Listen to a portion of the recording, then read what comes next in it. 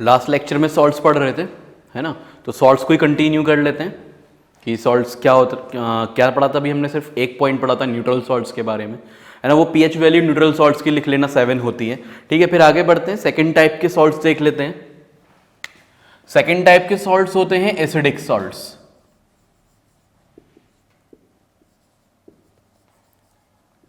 Acidic salts में क्या होगा कि एक स्ट्रॉन्ग एसिड होगा, ठीक है, स्ट्रॉन्ग एसिड होगा और वीक बेस होगा। तो स्ट्रॉन्ग एसिड और वीक बेस से बनते हैं ये सॉल्ट्स, वो एसिडिक सॉल्ट्स कहलाते हैं। तो हम लिख सकते हैं salts formed bye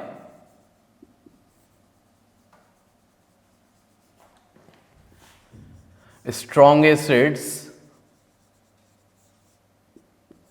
and weak bases. तो जो स्ट्रॉन्ग एसिड्स और वीक बेसिस से बने वो कहलाएंगे एसिडिक सॉल्ट्स, है ना। अब एसिडिक सॉल्ट्स में एग्जाम्पल हम ले सकते हैं, जैसे HCl एक स्ट्रॉन्ग एसिड है, हाइड्रोक्लोरिक एसिड, और एक वीक बेस होता है अमोनियम हाइड्रोक्साइड NH4OH। तो वीक बेस है अमोनियम हाइड्रोक्साइड NH4OH।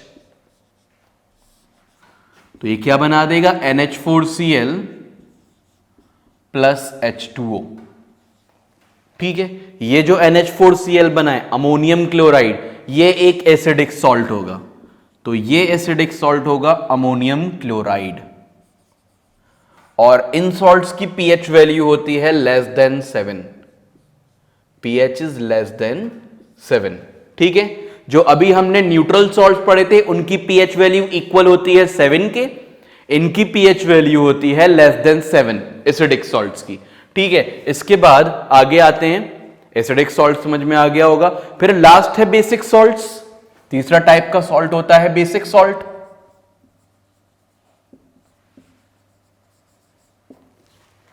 तीसरे टाइप जो होता है वो होते हैं बेसिक सॉल्ट्स, है ना। अब ये बेसिक सॉल्ट्स कैसे बनते होंगे, जैसे एसिडिक सॉल्ट बने हैं स्ट्रॉन्ग एसिड से, वैसे ही ये बनते हैं स्ट्रॉन्ग बेस से, weak acid and strong base, ठीक। सॉल्ट्स फॉर्म्ड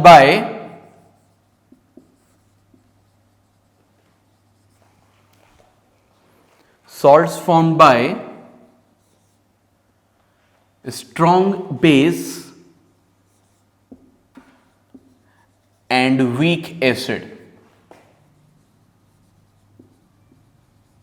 ठीक है। तो जो सॉल्ट्स स्ट्रॉन्ग बेस और वीक एसिड से बने उनको हम बेसिक सॉल्ट्स बोलते हैं। एग्जाम्पल हम ले सकते हैं, जैसे CH3COOH एक वीक एसिड है,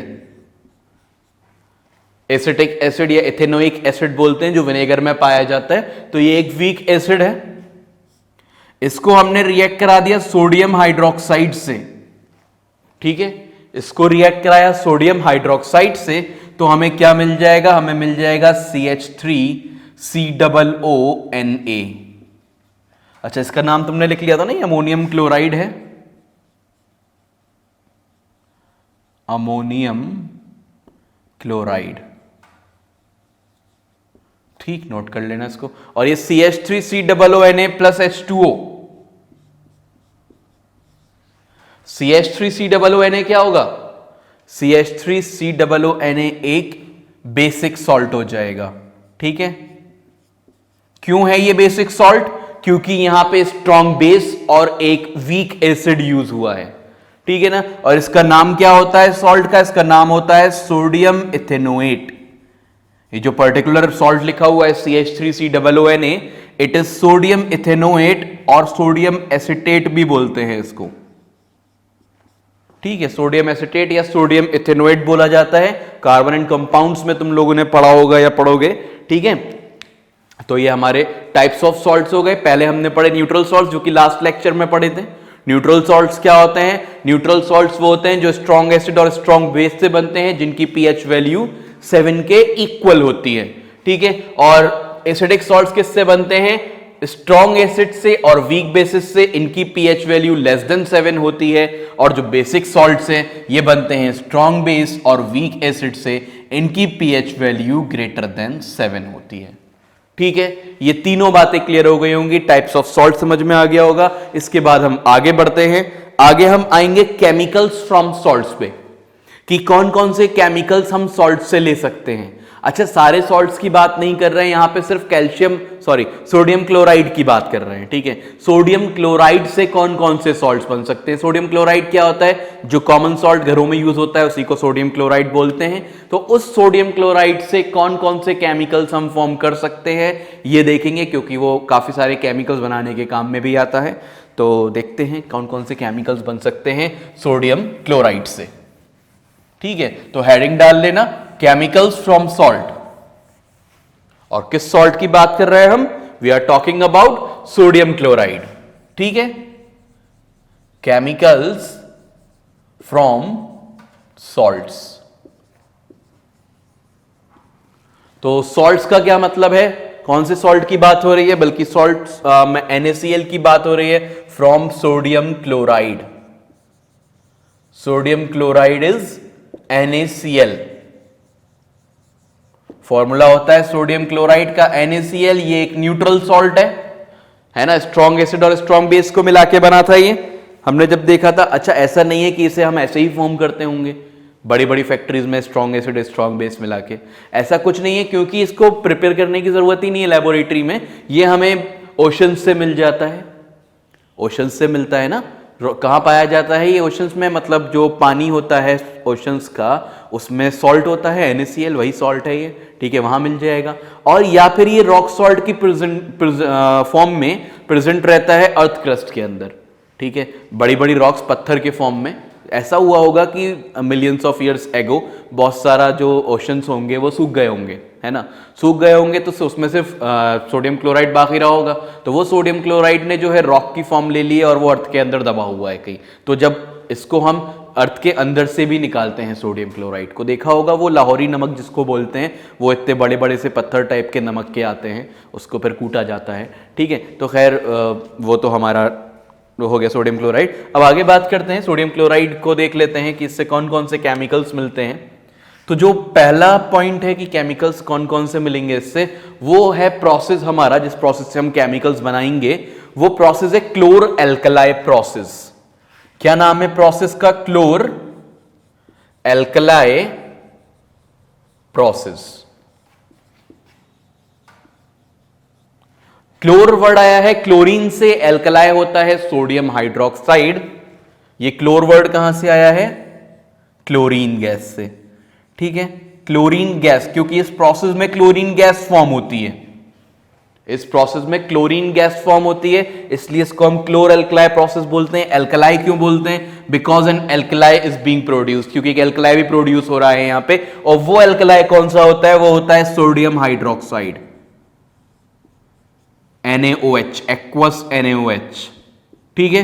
तो ये दो चीजें फॉर्म हो रही हैं यहां से, क्लोरीन गैस फॉर्म हो रही है और एक सोडियम हाइड्रोक्साइड, एक एल्कलाई फॉर्म हो रहा है, इसलिए इस प्रोसेस को हम क्लोर एल्कलाई प्रोसेस बोलते हैं, ठीक है। अब देखते हैं इसमें होता क्या है। अच्छा, बात हम यहां कर रहे हैं ब्राइन सॉल्यूशन की। जो NaCl है वो दो तरह से उसका इलेक्ट्रोलिसिस होता है, ठीक। अभी जो लास्ट चैप्टर में मैं जब केमिकल रिएक्शंस एंड इक्वेशंस में रिडॉक्स रिएक्शन पढ़ा रहा था, तो वहां पे मैंने मोल्टेन NaCl के बारे में बताया था कि ये जो मोल्टेन NaCl है, ये जो मोल्टेन NaCl है मतलब पिघला हुआ NaCl, उसमें से जब हम इलेक्ट्रिसिटी पास कराते हैं तो वो सोडियम देता है और क्लोरीन गैस देता है। तो वहां पे सोडियम हाइड्रोक्साइड नहीं बनता जब हम मोल्टेन यूज कर रहे थे। पिघला हुआ सोडियम क्लोराइड जब यूज करते हैं और उसमें से इलेक्ट्रिसिटी पास कराते हैं तो हमें मिलता है सोडियम मेटल और क्लोरीन गैस। लेकिन अब हम यहां क्या यूज करेंगे, क्योंकि हमने लास्ट चैप्टर में तो ये देखा था कि सोडियम क्लोराइड से सोडियम मेटल मिल रहा था और क्लोरीन गैस मिल रही थी। यहां हम यूज करेंगे एक्वस NaCl। एक्वस NaCl का क्या मतलब होता है, एक्वस NaCl का मतलब होता है NaCl dissolved in water. Water में NaCl डिसॉल्व्ड, उसको हम एक्वस NaCl बोलते हैं और इसको एक और नाम दिया जाता है, that is brine solution, BRINE, brine solution. तो we will be talking about electrolysis of brine solution, ठीक है।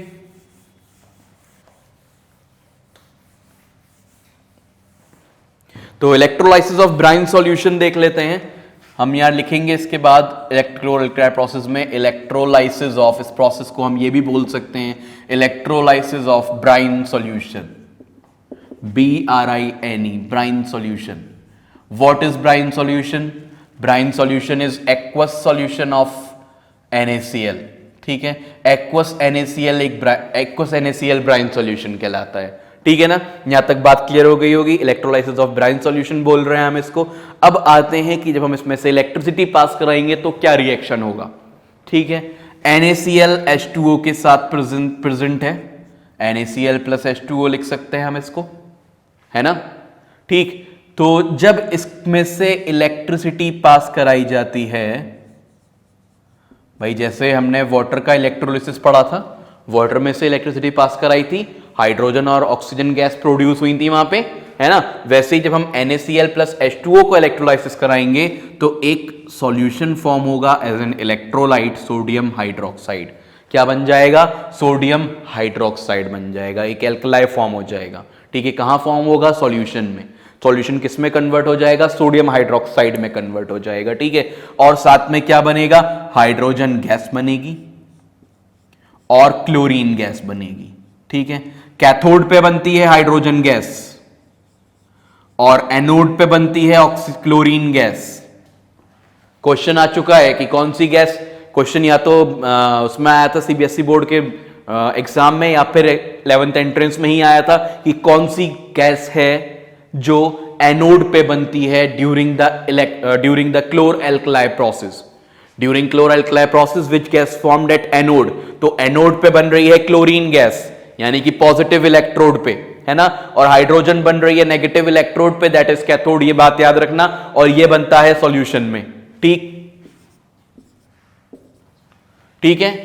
तो सोडियम क्लोराइड वाटर के साथ था, मतलब वाटर में सॉल्यूशन था सोडियम क्लोराइड का, उसमें से हमने इलेक्ट्रिसिटी पास कराई तो क्या बन गया? सोडियम हाइड्रोक्साइड बन गया, हाइड्रोजन बन गया और क्लोरीन गैस बन गया, ठीक है।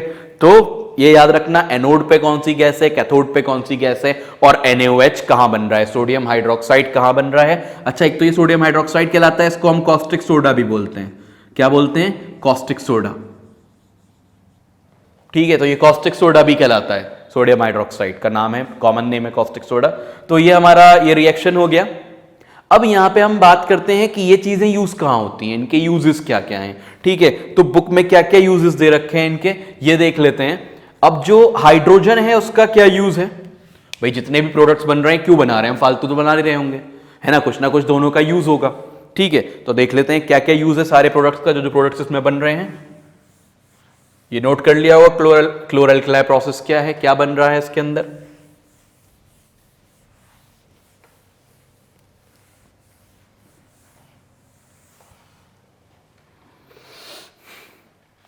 ठीक, यूजेस ऑफ NaOH लिख लेते हैं पहले कि NaOH के क्या यूजेस हैं। तो NaOH यूज होता है पेपर एंड सोप इंडस्ट्री में, ठीक है। पेपर बनाने के काम में आता है और सोप बनाने के काम में आता है।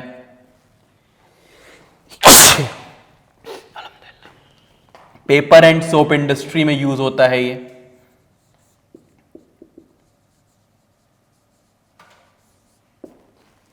ठीक है, ब्लीचिंग पर्पसेस के लिए यूज होता है NaOH विथ क्लोरीन गैस। ये ब्लीचिंग पर्पसेस के लिए यूज होता है विथ क्लोरीन गैस।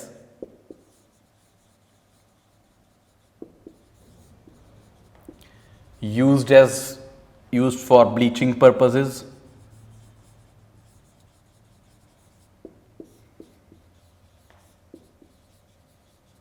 ठीक है, तो ये NaOH का यूज हो गया। क्लोरीन के यूज की बात कर लेते हैं इसके बाद, use of chlorine gas. H2 के साथ मिलके ये बनाती है hydrochloric acid. With hydrogen it forms hydrochloric acid HCl।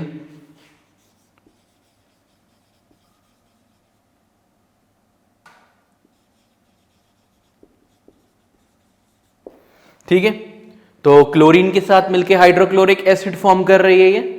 और इसके बाद सॉरी, हाइड्रोजन के साथ मिलके क्लोरीन की तो बात ही हो रही है। और दूसरा पॉइंट क्या है क्लोरीन के बारे में कि ये डिसइंफेक्टेंट की तरह काम करती है वाटर के अंदर। Used as an disinfectant in water, disinfection करने के लिए वाटर में। ठीक है, used as disinfectant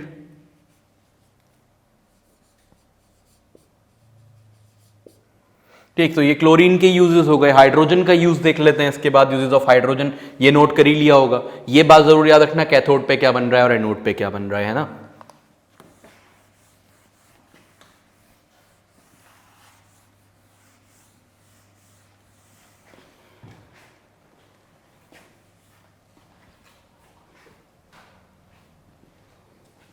use of H2 gas. Hydrogen gas का क्या यूज है? हाइड्रोजन गैस बहुत इंपॉर्टेंट है, रॉकेट फ्यूल की तरह यूज होती है ये, as a rocket fuel.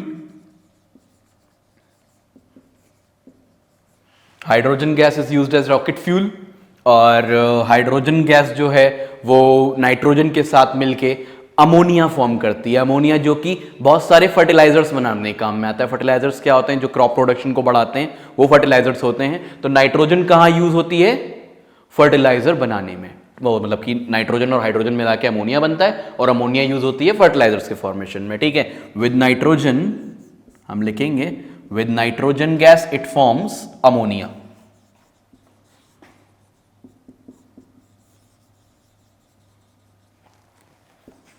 Nitrogen gas के साथ मिलके ये अमोनिया गैस प्रोड्यूस करती है। रिएक्शन बहुत सिंपल है, N2 plus H2 gives 2NH3। ठीक है, N2 plus 3H2 gives 2NH3 ये रिएक्शन है। और इस रिएक्शन के अकॉर्डिंग ये Fe as a catalyst use होता है यहाँ पे। खैर हमें इस डिटेल्स में नहीं जाना है अमोनिया के फॉर्मेशन में। ठीक है, तो नाइट्रोजन गैस के साथ मिलके हाइड्रोजन गैस क्या फॉर्म करती है? अमोनिया गैस प्रोड्यूस करती है। तो ये यूजेस हो गए इन सब के। एक बार मैं चेक कर लूं कोई इंपॉर्टेंट यूज ना रह गया हो इसमें इन सब चीजों का, क्योंकि एग्जाम में कभी कभी यूजेस से भी क्वेश्चन आ जाता है ना, इसलिए चेक कर लेना सही है। ऐसा कोई खास यूज रह नहीं गया है, वैसे सारे ही हो गए। वाटर ट्रीटमेंट हो गया, ठीक है। चलो इसके बाद आगे बढ़ते हैं। अब ये जो क्लोरीन गैस आई, ये जो क्लोरीन गैस बनी है यहां पे, मतलब पूरे इसी प्रोसेस में क्लोरीन गैस भी बनी थी। ये क्लोरीन गैस रिएक्ट कर जाती है कैल्शियम हाइड्रोक्साइड से कैल्शियम ऑक्सीक्लोराइड प्रोड्यूस करने के लिए। ठीक है, कैल्शियम ऑक्सीक्लोराइड क्या होता है? कैल्शियम ऑक्सीक्लोराइड होता है ब्लीचिंग पाउडर, जिसको हम बोलते हैं CaOCl2। क्या बोलते हैं? CaOCl2। तो इसके बाद जो नेक्स्ट केमिकल है, जो कि हम कह सकते हैं कि सोडियम क्लोराइड की ही देन है, सोडियम क्लोराइड के थ्रू ही बन रहा है ना, कह सकते हैं, बिल्कुल कह सकते हैं। अब यहां पे हम क्या बात कर रहे हैं कि ये ब्लीचिंग पाउडर कैसे बनेगा। तो next topic is bleaching powder.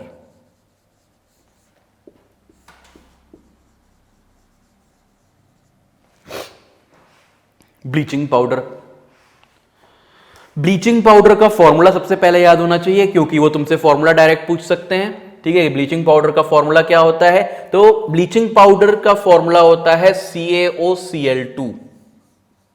It is bleaching powder CaOCl2। इसको हम क्या बोल सकते हैं? Calcium oxychloride.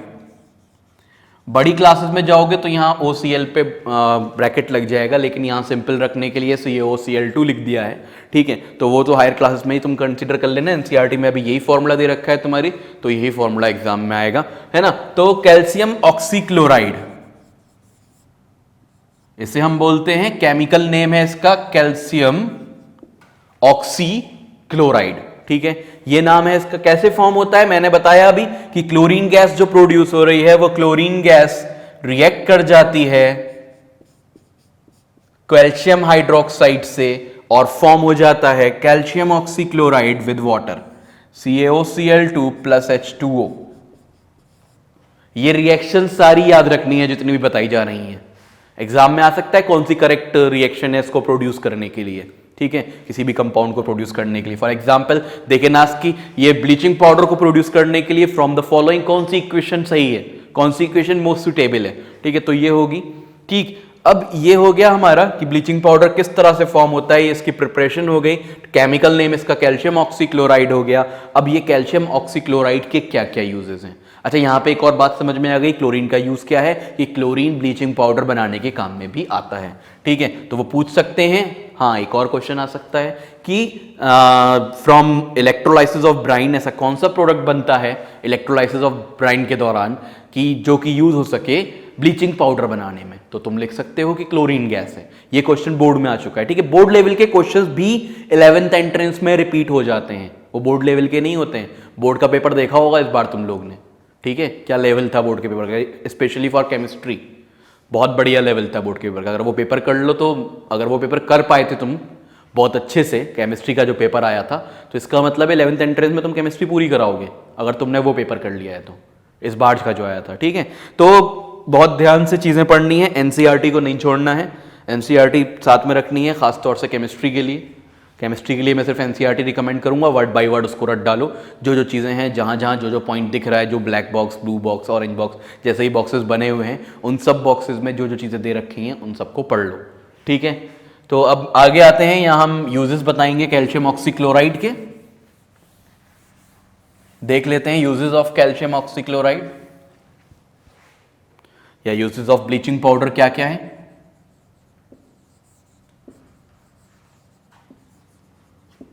Uses of bleaching powder.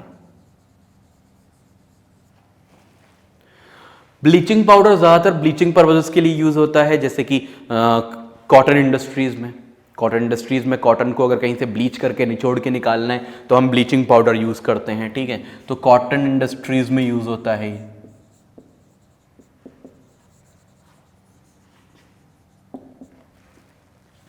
और अदर ब्लीचिंग पर्पसेस के लिए यूज होता है ये bleaching powder, for other bleaching purposes, ठीक है। और देख लेते हैं कोई यूज अगर छूट गया हो इसमें से, तो वो भी देख लेते हैं। एनसीईआरटी में से कोई यूज छूट गया हो जिसकी जरूरत आगे पड़ सकती है, जरूरी है। हाँ, ऑक्सीडाइजिंग एजेंट की तरह भी ये यूज होता है, और लिखा हुआ है कि डिसइंफेक्टिंग, वाटर को डिसइंफेक्ट करने के लिए भी यूज होता है, ठीक है। तो एज एन ऑक्सीडाइजिंग एजेंट भी लिख सकते हो, as an oxidizing agent use होता है ये। ऑक्सीडाइजिंग एजेंट समझ रहे हो ना, क्या होते हैं ऑक्सीडाइजिंग एजेंट्स? जो ऑक्सीजन सप्लाई करें किसी को, किसी चीज को ऑक्सीडाइज जो करें, as an oxidizing agent use हो सकता है।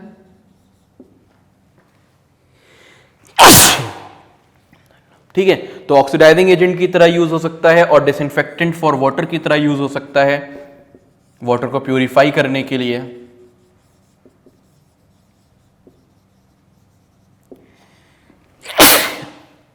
ठीक, तो ये यूजेस हो गए ब्लीचिंग पाउडर के।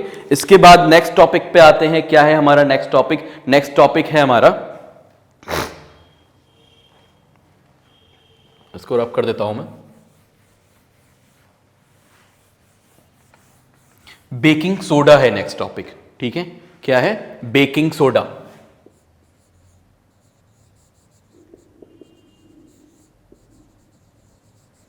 बेकिंग सोडा भी बनता है किससे? सोडियम क्लोराइड से बनता है बेकिंग सोडा, ठीक है। बेकिंग सोडा का फॉर्मूला क्या होता है? NaHCO3। बेकिंग सोडा का फॉर्मूला होता है NaHCO3, और इसका केमिकल नेम क्या है? पता होगा तुम लोगों को। HCO3 आयन क्या कहलाता है? बाइकार्बोनेट या हाइड्रोजन कार्बोनेट। तो हम इसको लिख सकते हैं सोडियम बाइकार्बोनेट। सोडियम बाइकार्बोनेट ये बोला जा सकता है इसको, और केमिकल नेम दूसरा हो सकता है सोडियम हाइड्रोजन कार्बोनेट, ठीक है। तो सोडियम बाइकार्बोनेट बोल सकते हैं, या फिर बोल सकते हैं सोडियम हाइड्रोजन कार्बोनेट, ठीक है। ये इसका केमिकल नेम हो जाएगा। प्रिपरेशन देख लेते हैं इसकी।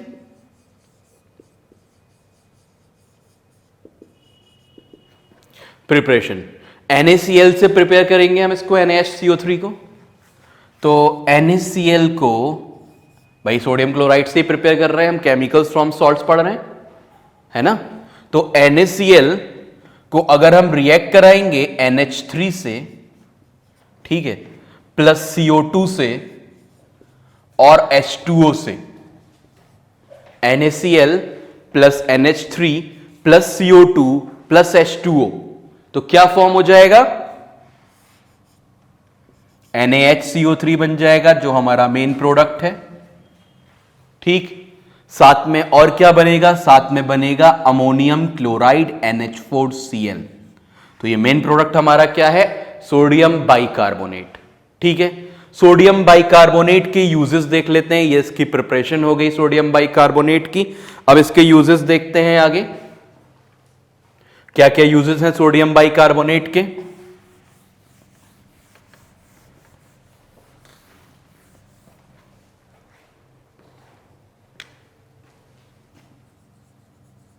Uses of NaHCO3। ठीक है, क्या यूज है, पहला use as an antacid use होता है। ये बताया था वहां पे जब हम पढ़ रहे थे एंटासिड्स के बारे में, जब मिल्क ऑफ मैग्नीशिया पढ़ा था, वहीं पे मैंने इसको भी बोला था सोडियम बाइकार्बोनेट भी एज एन एंटासिड यूज हो सकता है एसिडिटी के लिए, एज एन एंटासिड। तो एंटासिड के लिए, एंटासिड की तरह यूज हो सकता है ये। ठीक, और किस लिए यूज हो सकता है, NaHCO3। NaHCO3 यूज हो सकता है to prepare washing soda. Washing soda जो हम इसके बाद पढ़ेंगे, वॉशिंग सोडा बनाने में भी यूज हो सकता है ये। ठीक है, और नेक्स्ट पॉइंट, और कहां यूज हो सकता है NaHCO3? NaHCO3 यूज हो सकता है to form baking powder. To form baking powder, baking powder बनाने में यूज हो सकता है ये बेकिंग सोडा। फर्क क्या है बेकिंग पाउडर और बेकिंग सोडा में, देखते हैं अभी। फर्क यह है कि अगर बेकिंग सोडा में तुम कोई एक एडिबल एसिड ऐड कर दो, कोई एक एडिबल एसिड ऐड कर दो, तो वो क्या बन जाएगा, बेकिंग पाउडर बन जाएगा। ठीक है, तो हम क्या लिख सकते हैं, प्रिपरेशन तो लिखी ली होगी, हम क्या लिख सकते हैं कि बेकिंग सोडा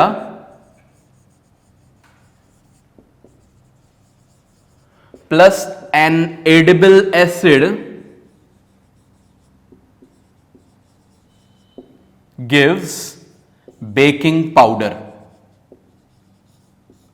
एडिबल एसिड का क्या मतलब है, एडिबल एसिड का मतलब है जिस एसिड को हम खा सकते हो वो एडिबल एसिड कहलाएगा। जैसे टार्ट्रिक एसिड है, सीट्रिक एसिड है, लैक्टिक एसिड है, ये सब एडिबल एसिड्स में आते हैं। विनेगर है मतलब एसिटिक एसिड। ठीक है, तो baking soda plus an edible acid gives baking powder. और बेकिंग सोडा क्या है, सोडियम बाइकार्बोनेट। इसको जब रिएक्ट कराओगे किसी एसिड से तो CO2 गैस निकलेगी, उसके बारे में डिस्कस करेंगे इसके बाद। ठीक है, ठीक है, तो उसके बारे में डिस्कस करेंगे इसके बाद।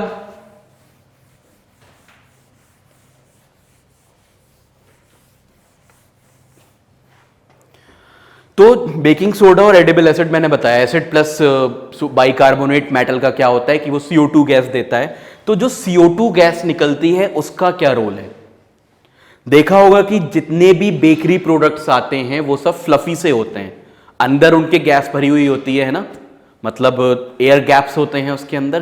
तो वो फ्लफी, किस केक्स वगैरह भी फ्लफी होते हैं अंदर से, है ना, अंदर से सॉफ्ट सॉफ्ट से होते हैं, स्पंजी टाइप होते हैं। तो वो क्यों होते हैं स्पॉन्जी या फ्लफी क्यों होते हैं ये जो बेकरी प्रोडक्ट्स हैं, because of formation of CO2 gas. तो CO2 गैस के फॉर्मेशन की वजह से ये जो बेकरी प्रोडक्ट्स होते हैं ये फ्लफी होते हैं। ठीक है, तो हम लिख सकते हैं यहां पे पॉइंट कि bakery products are fluffy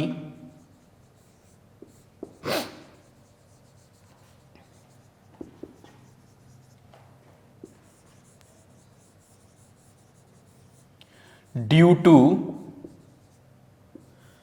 formation of CO2। CO2 के फॉर्मेशन की वजह से ये जो बेकरी प्रोडक्ट्स होते हैं ये फ्लफी हो जाते हैं। ठीक है, CO2 उसके अंदर फिल हो जाती है एयर गैप्स में जाके। ठीक है, यहां तक बात समझ में आ गई होगी, क्लियर हो गया होगा कि ये जो भी इसके यूजेस थे अब वो उसकी बात कर लेते हैं।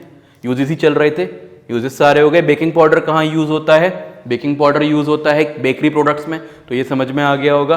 अब आगे बात करते हैं, एक और लास्ट यूज है इसका कि जो वॉशिंग सोडा है सॉरी, ये जो बेकिंग सोडा है ये कहां यूज होता है? फायर एक्सटिंग्विशर्स में भी यूज होता है ये, ठीक है। तो it is used in fire extinguishers, it is used in fire extinguishers. जो फायर एक्सटिंग्विशर्स रखी होती हैं, स्कूल्स में भी रखी होती हैं, उन फायर एक्सटिंग्विशर्स में बेकिंग सोडा ही यूज होता है। और बेकिंग सोडा अकेला यूज नहीं होता उसके अंदर, उसके साथ में एक एडिबल एसिड क्यों लोगे, वहां पे कोई भी एसिड ले लेते हैं, ठीक है। तो बेकिंग सोडा के साथ एक एसिड भी प्रेजेंट रहता है, ठीक है। तो जब वो बेकिंग सोडा रिएक्ट करता है एसिड से तो CO2 गैस प्रोड्यूस होती है, और वो CO2 गैस नॉन सपोर्टर है कंबस्शन का, तो वो आग को बुझा देती है। ये बात हमने पढ़ी थी ना जब हम CO2 का टेस्ट पढ़ रहे थे। जब CO2 का टेस्ट पढ़ा था तो हमने ये पढ़ा था कि CO2 गैस सपोर्टर नहीं है कंबस्शन का, CO2 gas is non supporter of combustion, है ना। CO2 गैस सपोर्टर नहीं होता कंबस्शन का, ये पढ़ा था।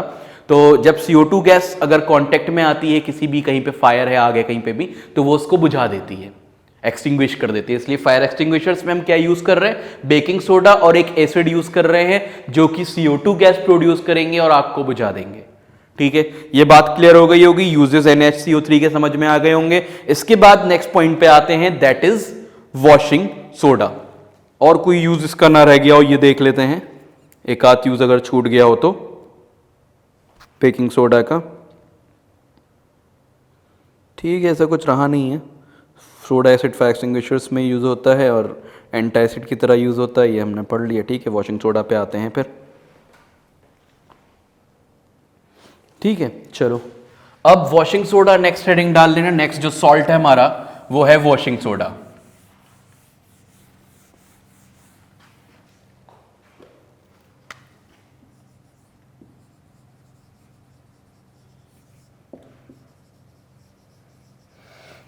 वॉशिंग सोडा का क्या फॉर्मूला है? वॉशिंग सोडा का फॉर्मूला है Na2CO3 डॉट 10H2O। तो वॉशिंग सोडा क्या है? Na2CO3 डॉट 10H2O को हम वॉशिंग सोडा बोलते हैं। इसका अगर केमिकल नेम देखा जाए तो वो होता है sodium carbonate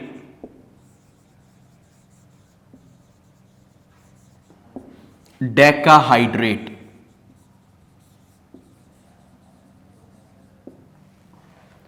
sodium carbonate decahydrate, है ना। मतलब इसमें 10 वाटर मॉलिक्यूल्स होते हैं, 10 वाटर ऑफ क्रिस्टलाइजेशन होते हैं, इसलिए इसको हम डेकाहाइड्रेट बोल रहे हैं। ये जो 10H2O है, ये जो H2O लगता है इस तरीके से, ये वाटर ऑफ क्रिस्टलाइजेशन कहलाता है। एक बार क्वेश्चन आ चुका है कि 10 वाटर ऑफ क्रिस्टलाइजेशन किस में होते हैं, इनमें से washing soda, plaster of Paris और 2-3 एग्जांपल्स और दिए थे। तो वॉशिंग सोडा में 10 वाटर ऑफ क्रिस्टलाइजेशन होते हैं, ठीक है। तो यहां पे हम लिख सकते हैं इसको, ये है क्या? 10 वाटर ऑफ क्रिस्टलाइजेशन, ठीक है।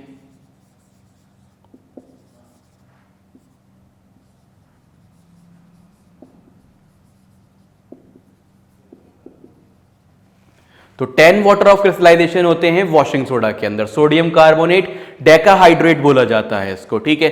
अब इसकी प्रिपरेशन देख लेते हैं। ये NaHCO3 से ही बनता है।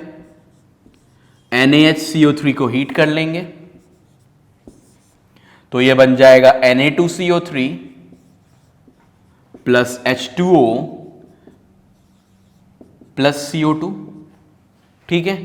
अब ये Na2CO3 बाद में कंबाइन हो जाएगा 10H2O के साथ, 10 वाटर ऑफ क्रिस्टलाइजेशन के साथ। तो ये क्या बना लेगा? ये वॉशिंग सोडा फॉर्म कर लेगा Na2CO3 डॉट 10H2O। ये क्या हो गया हमारा? ये वॉशिंग सोडा हो गया, ठीक है। इसको हम वॉशिंग सोडा बोलते हैं। फिर आगे आते हैं। इसके बाद इसके यूजेस पे, वॉशिंग सोडा के क्या क्या यूजेस हैं। ये जो सोडियम कार्बोनेट डेकाहाइड्रेट है, एक क्वेश्चन तो वो बन गया इसका डेकाहाइड्रेट वाला, ठीक है। एक क्वेश्चन ये बन सकता है कि इसके यूजेस क्या क्या हैं। तो यूजेस देख लेते हैं इसके, uses of washing soda.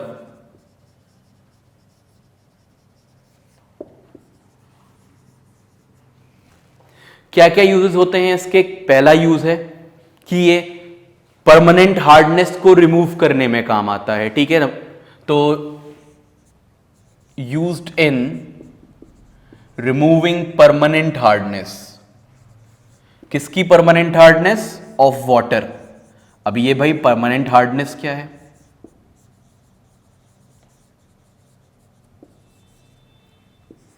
Used in removing permanent hardness of water. Permanent hardness, temporary hardness. पढ़ा है कभी हार्ड वाटर? हार्ड वाटर पढ़ा होगा तुमने सोप एंड डिटर्जेंट्स में। क्या होता है हार्ड वाटर? हार्ड वाटर वो होता है जिसमें क्लोराइड, सल्फेट्स, कार्बोनेट्स प्रेजेंट होते हैं। किसके? मैग्नीशियम और कैल्शियम के। मैग्नीशियम और कैल्शियम के सॉल्ट्स अगर वाटर में प्रेजेंट हैं तो वो क्या कहलाएगा? वो कहलाएगा हार्ड वाटर। ठीक है। और परमानेंट हार्डनेस कौन सी होती है? हार्ड वाटर को हम मेनली वहीं जाकर डिस्कस करेंगे जब सोप्स एंड डिटर्जेंट्स पढ़ रहे होंगे। यहां पे बस परमानेंट हार्डनेस थोड़ा सा लिख लेना कि परमानेंट हार्डनेस क्या होती है, किसे बोला जाता है परमानेंट हार्डनेस। परमानेंट हार्डनेस हम बोलते हैं chlorides and sulphates of magnesium and calcium. Chlorides and sulphates of magnesium and calcium. तो मैग्नीशियम और कैल्शियम के क्लोराइड्स और सल्फेट को क्या बोला जाता है? परमानेंट हार्डनेस इसको बोला जाता है। मतलब मैग्नीशियम क्लोराइड प्रेजेंट हो सकता है, मैग्नीशियम सल्फेट प्रेजेंट हो सकता है, कैल्शियम सल्फेट प्रेजेंट हो सकता है, कैल्शियम क्लोराइड प्रेजेंट हो सकता है वाटर के अंदर। तो अगर इन चार सॉल्ट्स में से कोई भी एक सॉल्ट प्रेजेंट है तो हम कह सकते हैं वाटर हार्ड है हमारा, और वो उसकी परमानेंट हार्डनेस होती है। ठीक है। तो ये परमानेंट हार्डनेस होती है, इसको रिमूव करता है कौन? Washing soda. ठीक है। और यूजेस देख लेते हैं इसके, अगर एक दो कोई छूट गए हों। वैसे तो ये डिसइंफेक्टिंग की तरह भी शायद ये यूज होता है। हाँ, ग्लास सोप इंडस्ट्रीज में यूज बता रहे हैं। ठीक है। और डोमेस्टिक पर्पसेस के लिए यूज होता है एज अ क्लीनिंग एजेंट। तो कोई इतने बड़े यूजेस नहीं है, बस एक ये यूज है कि glass soap and paper industries में इसका यूज होता है। तो ये भी लिखी लो।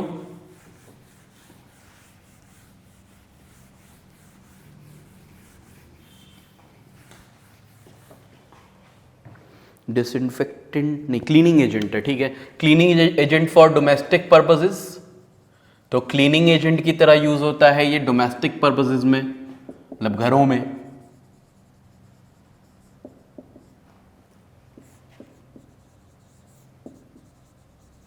और एक और यूज दे रखा है कि ये सोडियम कंपाउंड्स बनाने के काम में आता है, वेरियस सोडियम कंपाउंड्स जैसे कि बोरेक्स,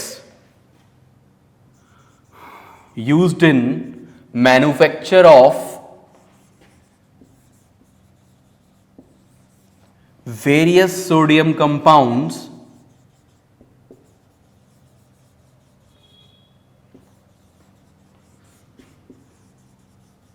सच एज बोरेक्स। बोरेक्स एक कंपाउंड है जो तुम लोग उसके बारे में डिटेल्स में पढ़ोगे 11th में जाके, बोरेक्स के बारे में। ठीक है। तो ये बोरेक्स बनता है सोडियम कार्बोनेट से। ठीक है। क्वेश्चन एग्जाम में आ सकता है कि बोरेक्स कौन से केमिकल से बनता है। ठीक है। सोडियम क्लोराइड के कौन से केमिकल से बनता है बोरेक्स? तो किससे बनता है? सोडियम कार्बोनेट से बनता है बोरेक्स। ठीक है। अब आगे बढ़ते हैं। इसके बाद जो लास्ट टॉपिक है वो है हमारा प्लास्टर ऑफ पेरिस। तो प्लास्टर ऑफ पेरिस की बात कर लेते हैं इसमें, उसके बाद कुछ क्वेश्चंस देख लेंगे। ठीक है। कुछ क्वेश्चंस रह गए हैं जो मुझे थोड़ा सा बताने हैं। तो इसके बाद लास्ट टॉपिक है हमारा plaster of Paris. Plaster of Paris. ठीक है। पीओपी जिसे बोलते हैं, है ना, सुना होगा नाम POP, plaster of Paris. POP कहां कहां देखी होगी? जैसे वॉल सीलिंग्स में पीओपी होती है। ठीक है। वॉल की सीलिंग में वो पीओपी डिजाइन जो बनता है वो पीओपी होती है। और कहां देखा होगा पीओपी? और देखा होगा जब बोन्स ब्रेक हो जाती हैं तो उसको बोन्स को जोड़ने के लिए प्लास्टर जो बांधते हैं वो प्लास्टर होता है, प्लास्टर ऑफ पेरिस। ठीक है। चलो फिर इसको आगे डिस्कस करते हैं अच्छे से। तो इसका जो फॉर्मूला है वो है CaSO4 डॉट हाफ H2O। अभी हमने वॉशिंग सोडा पढ़ा था इससे पहले, उसमें डॉट 10H2O था, उसको हम डेकाहाइड्रेट बोल रहे थे। इसको हम बोलेंगे कैल्शियम सल्फेट। इसका केमिकल नेम क्या हो जाएगा? कैल्शियम सल्फेट हेमीहाइड्रेट, वो डेका था, ये हेमीहाइड्रेट है। ठीक है, तो क्वेश्चन पूछ सकते हैं वो, अभी बेकिंग सोडा पे आया था, सॉरी वॉशिंग सोडा पे आया था, अब यहां पे आ सकता है कि हेमीहाइड्रेट किसको बोला जाता है, या हाफ वाटर ऑफ क्रिस्टलाइजेशन किस में प्रेजेंट होता है, हाफ ही तो है ये प्रेजेंट, तो हाफ वाटर ऑफ क्रिस्टलाइजेशन किस में प्रेजेंट होता है, प्लास्टर ऑफ पेरिस में। प्लास्टर ऑफ पेरिस हम फॉर्म कैसे करेंगे, प्रिपरेशन देखें प्लास्टर ऑफ पेरिस की, तो प्रिपरेशन अगर प्लास्टर ऑफ पेरिस की देखी जाए तो प्लास्टर ऑफ पेरिस बनता है एक कंपाउंड जिप्सम से। जिप्सम क्या है, जिप्सम होता है CaSO4 डॉट 2H2O, इसे हम बोलते हैं जिप्सम। एक क्वेश्चन आ चुका है कि जिप्सम में कितने वाटर ऑफ क्रिस्टलाइजेशन होते हैं, तो जिप्सम में 2 वाटर ऑफ क्रिस्टलाइजेशन होते हैं। ठीक है, जिप्सम को जब हम हीट करते हैं 373 केल्विन पे, जिसको हम 100 डिग्री सेल्सियस भी बोल सकते हैं, तो 373 केल्विन पे जब जिप्सम को हीट करा जाता है तो क्या मिलता है, calcium sulphate dot half H2O plus 1.5 H2O। ठीक है, तो 1.5 वाटर ऑफ क्रिस्टलाइजेशन इसमें से निकल जाता है और सिर्फ 0.5 ही बचता है, तो ये जिप्सम से बन जाता है प्लास्टर ऑफ पेरिस। क्या बन जाता है जिप्सम से, प्लास्टर ऑफ पेरिस, POP जिसको हम बोलेंगे। ठीक है, तो ये प्रिपरेशन हो गई प्लास्टर ऑफ पेरिस की, इसको नोट कर लेना, ये 1/2 है। ठीक है, तो प्लास्टर ऑफ पेरिस की प्रिपरेशन जिप्सम से बनता है plaster of Paris when it is heated at 373 Kelvin। आगे आते हैं अब,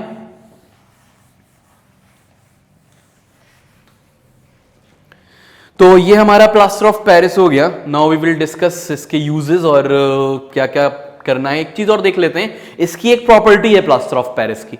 प्लास्टर ऑफ पेरिस कैसा होता है, व्हाइट पाउडर होता है। ठीक है, पाउडर आता है व्हाइट कलर का, बस ये है कि इसको अच्छे से सील करके रखना होता है, क्योंकि वाटर के कांटेक्ट में आते ही ये जिप्सम फॉर्म कर लेता है, जो कि हार्ड मास होता है, मतलब कि बहुत ज्यादा हार्ड हो जाता है जब ये वाटर से रिएक्ट करता है और जिप्सम फॉर्म करता है, तो प्लास्टर ऑफ पेरिस। ठीक है, तो प्लास्टर ऑफ पेरिस की ये प्रॉपर्टी है, मतलब इसी रिएक्शन को अगर हम उल्टा लिख दें,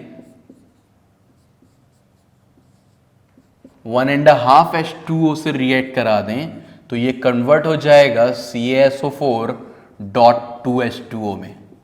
ठीक है, तो हम लिख सकते हैं plaster of Paris is converted to gypsum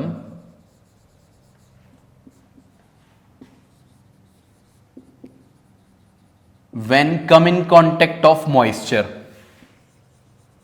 जब मॉइस्चर के कांटेक्ट में आता है प्लास्टर ऑफ पेरिस, तो जल्दी से वो 1.5 मॉलिक्यूल गेन करके जिप्सम फॉर्म कर लेता है। ठीक है, और जिप्सम बहुत ज्यादा हार्ड होता है, जिसको वापस प्लास्टर ऑफ पेरिस में कन्वर्ट करने के लिए काफी मुश्किल होती है। ठीक है, इसीलिए ये ब्रोकन बोन्स को जोड़ने में यूज होता है, क्योंकि देखो जब हम इसमें पानी मिला के इसको लगाते हैं हाथ पे या पैर पे कहीं पे भी, तो वो क्या करता है, थोड़ी देर बाद ही 2-3 मिनट के बाद ही वो हार्ड मास बन जाता है। ठीक है, और प्लास्टर बन जाता है, जिससे कि हाथ जो भी ब्रोकन बोन है वो हिले ना। उसको पहले सही जगह पे लेके आते हैं, टिकाते हैं उसको, जहां से भी वो टूटी होती है पर प्लास्टर बांध देते हैं, जिससे कि वो बोन जुड़ जाए अच्छे से। ठीक है, तो ये इसके यूजेस देख लेते हैं इसके बाद प्लास्टर ऑफ पेरिस के। ये यूज तुमने रिएक्शन तो लिखी ली होगी, ठीक है ना, ये लिख ली होगी, नोट कर लो, नहीं लिखी है तो पॉज करके। ठीक है, कर ली। अब इसको मैं रब कर देता हूं। ठीक, तो रब करके अब क्या यूजेस लिख लेते हैं प्लास्टर ऑफ पेरिस के। यूजेस क्या है प्लास्टर ऑफ पेरिस के, uses of plaster of Paris, decorative wall ceilings, जो छतें होती हैं घरों की, उनको डेकोरेट करने के लिए पीओपी यूज होता है। डेकोरेटिव रूम सीलिंग्स, तो घरों की जो छत होती है, सीलिंग होती है, CELING, रूम सीलिंग को डेकोरेट करने के लिए। और सेकंड यूज क्या है, ब्रोकन बोन्स को जोड़ने के लिए, जॉइन ब्रोकन बोन्स। ठीक है, तो ब्रोकन बोन्स को जोड़ने के लिए भी प्लास्टर ऑफ पेरिस यूज होता है। और देख लेते हैं अगर एक आध यूज और रह गया हो उसमें, फिर आगे बढ़ते हैं, वरना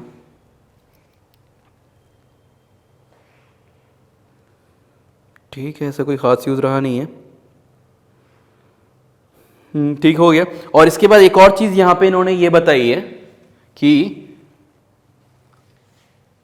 एक और इसी तरह का कंपाउंड वाटर ऑफ क्रिस्टलाइजेशन वाला, ठीक है, उसको और देख लेते हैं, that is copper sulphate.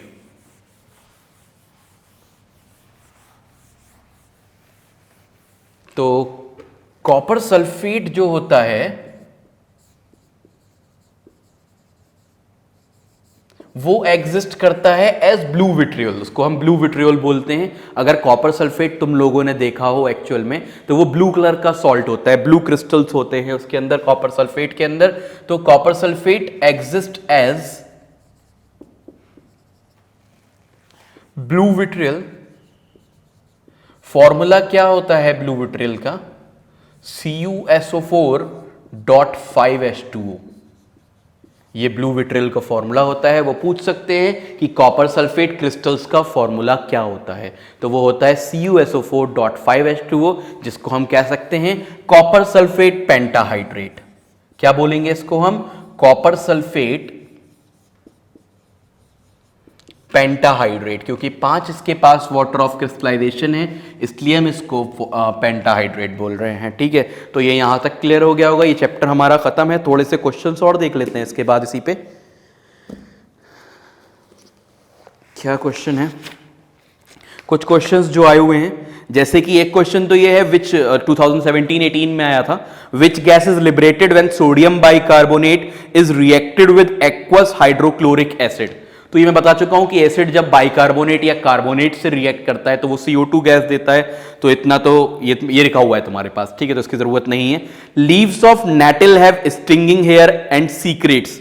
Natal leaves की बात जिसकी हम अभी कर रहे थे, वो कह रहे हैं कि उसके अंदर स्टिंगिंग हेयर होते हैं, मतलब उसके जो हेयर्स होते हैं उसमें कांटे लगे होते हैं। ठीक है, वो कांटा जो है, उस कांटा एंड सीक्रेट्स, वो कौन सा एसिड सीक्रेट करते हैं? तो बताया था मैंने, मेथेनोइक एसिड सीक्रेट करते हैं। तो क्वेश्चन आ चुका है इसके ऊपर 17-18 में।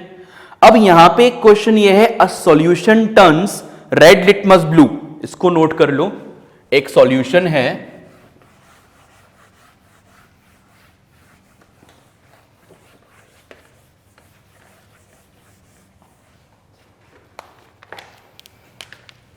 a solution turns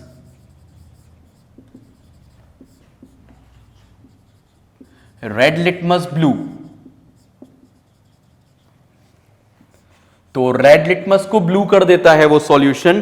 पूछ रहे हैं it's pH is likely to be, it's pH is likely to be. तो क्या pH होगी इसकी? ऑप्शंस तुम्हें दिए हुए हैं, 1 है, B4 है, C5 है और D10 है। और ये क्वेश्चन आया था 2017-18 में।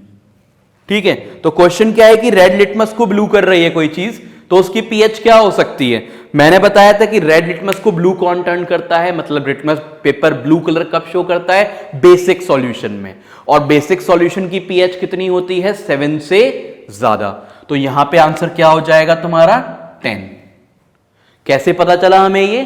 कि बेस ही लिटमस को ब्लू करता है, ब्लू कलर लिटमस बेस में देता है, और बेस की pH 7 से ज्यादा होती है। इन सब में 7 से ज्यादा वैल्यू 10 है। ठीक है, ये बात क्लियर हो गई होगी। इसके बाद एक और क्वेश्चन पे आते हैं, नेक्स्ट क्वेश्चन देख लेते हैं। Orange juice was diluted 10 times. 16-17 का क्वेश्चन है ये, कि ऑरेंज जूस को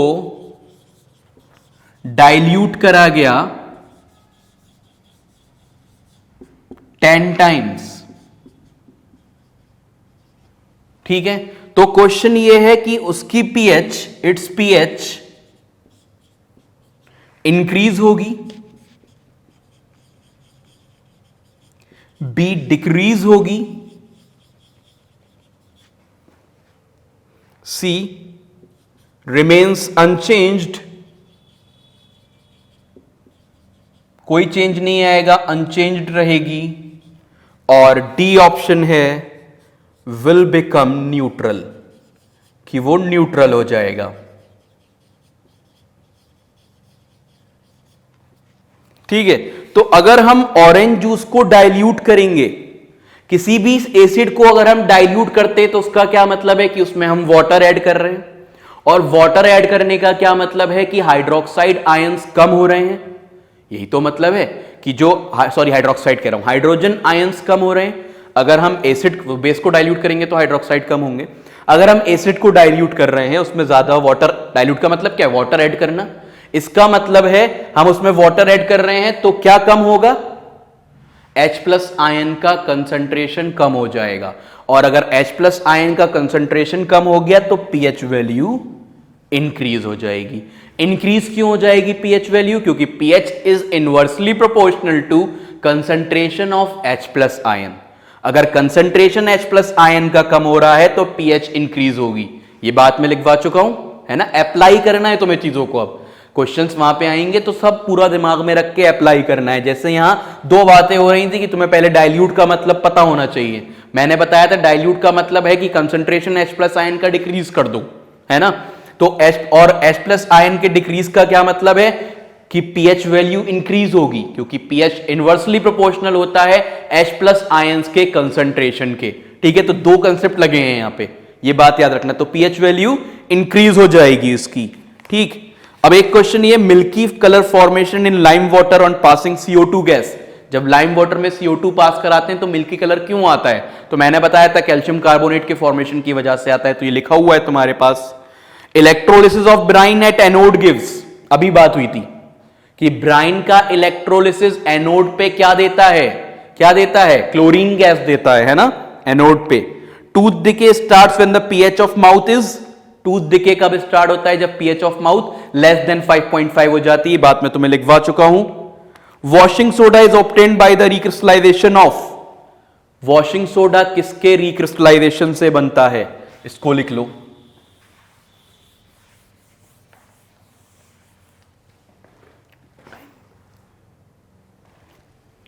washing soda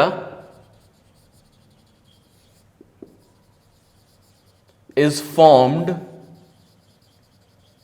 by recrystallization of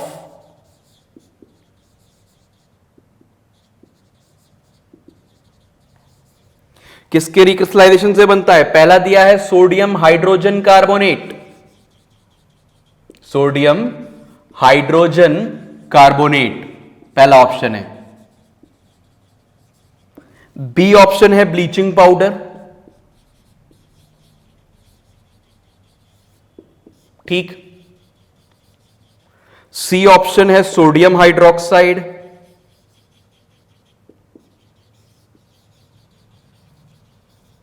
और डी ऑप्शन है सोडियम कार्बोनेट।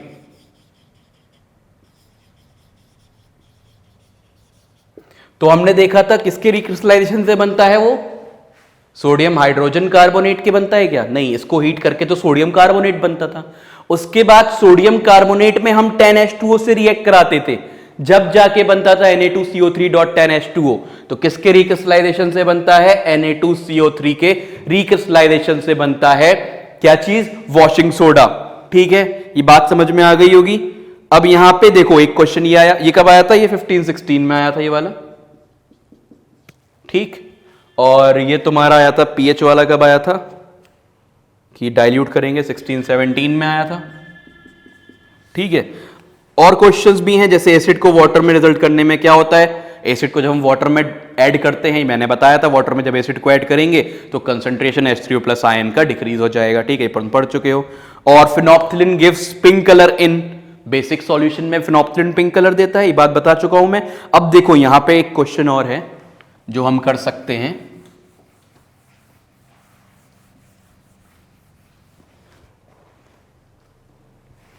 क्या है वो क्वेश्चन कि फिनोप्थिलिन गिव्स, नहीं ये तो हो गया, फिनोप्थिलिन पिंक कलर किस में देता है, बेसिक सॉल्यूशन में देता है, मैंने बता दिया। HCl dissolves in water, question है HCl डिसॉल्व्स इन वाटर, यही सेम क्वेश्चन इस साल बोर्ड में था तुम्हारे, बिल्कुल सेम यही था, बस यहां पूछा अलग तरीके से। Dissolves in water and give